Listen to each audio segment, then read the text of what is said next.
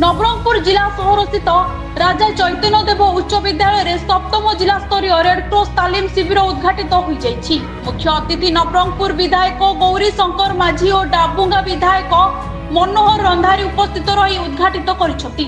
जिलार छात्र छात्री मानकु एही तालीम देवार कार्यक्रम रहितिबा नवरंगपुर जिला शिक्षा अधिकारी छत्रपति साहू कहिसथि। एही 10 तारिख पर्यंत हेबो बोली शिक्षा विभाग पक्षरु सूचना दिया जाइछि।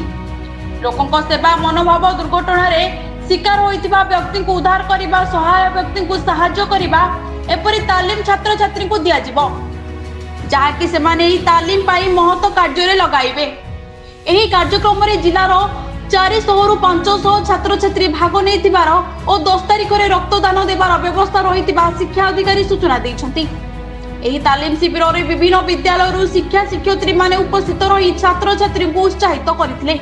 आज जूनियर रेडक्रॉस तरफ जिला स्तरीय जो आज तालीम शिविर जो आरंभ होती निश्चित भाव में एटारे अनेक स्कूल पिला माने जो आछंती सेमानक भितरे किभली भाव में रेडक्रॉस मार्गदर्शक रेडक्रॉस नीति आदर्श भितर तांको बुझा जाउतला एवं ता सहित सेमानक भितरे मनरे जो आशा आकांक्षा अछि किभली भाव में गोटे भल मनुष्यटी हेबे एवं देशर राज्यर एवं दरकार पड़ले कौन व्यक्ति विशेषर हेल्प करवा संगे संगे केतेबेले मध्य दरकार पड़ो सेवा मनोभाव रखी करेंगे एवं सेमानक भितर परिष्कार परिच्छन्न प्रत्येक परिवेश को रखा संगे संगे ब्लड डोनेशन एक अद्भुतपूर्ण लोकों गोटे आदर्श तेणु सेटार मध्य सेमान किभली भाव में तांकर निजर व्यक्तित्व को सेठी सामिल करेंगे। ता सहित रेडक्रॉस गोटे एभली एक संस्था जो संस्था की गोटे आरंभ करा जायतिला जेतेबेले सैनिक माने आहत अवस्था थिले सेतेबेले हेल्प करबा पई जेतेबेले आरंभ करा जायतिला।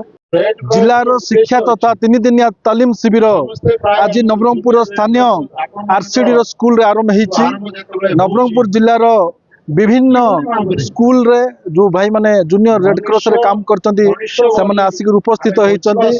आज माननीय डाबुगा विधायक सहित मोर आज पताका उत्तोलन करी ए कार्यक्रम आरंभ करिवार सुजोग पाइलु। आमे रेडक्रॉस गोटे विराट बड़ संगठन पाखापाखि 150 वर्ष रु अधिक हम रेडक्रॉस सारा विश्व रे काम करी आसुची। रक्तदान करने कथा कहतु समाज रे जतेबेले प्राकृतिक दुर्विपाक होता है एवं सब समय युद्ध समय मध्य रेडक्रॉस रो भूमिका रही एवं गाँव रे टाउन रे हॉस्पिटल जतेबेले मध्य अव्यवस्था ही पड़ी थाए। आज देखंतु आज आमर आरसीडी नोडाल हाईस्कूल ठारे 3 दिन व्यापी जूनियर रेडक्रॉस तालीम शिविर आरंभ होईछि। एथिरे आज मान्यवर विधायक नवरंगपुर और मान्यवर विधायक डाबुगा आज बरेण्य अतिथि रूप जोगदे शिविर को उद्घाटन करिसंती।